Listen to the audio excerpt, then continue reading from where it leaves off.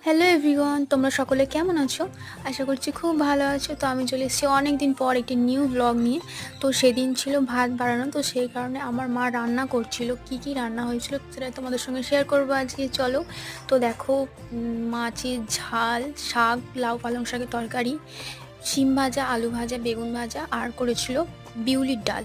তো এগুলো না, মানে সেদিন আর কি নিয়ম ছিল, তো এগুলো করতে হয়, মানে নিজেদের পূর্বপুরুষদেরকে ভাত বাড়াতে হয় কলা পাতাতে এভাবে ফুল দিয়ে। এরপর এই থালাটা না জলে ভাসিয়ে দিতে হয়। তারপরে আমি আর অতনু বিকেলবেলা গিয়েছিলাম সর্ষে ফুল তুলতে, যেহেতু মানে পৌষ মাসের শেষ দিন আর মাঘ মাসের প্রথম দিন হচ্ছে তোমার সর্ষে ফুল দিয়ে গুঁড়ি দিয়ে আর কি ভোরবেলা পৌষ আগলাতে হয়, যেটা ওটাও নিয়ম একটা। তো সেই কারণে আমি ফুল তুলতে গিয়েছিলাম, আমি আর অতনু গেছিলাম, আমার দিদির ছেলে।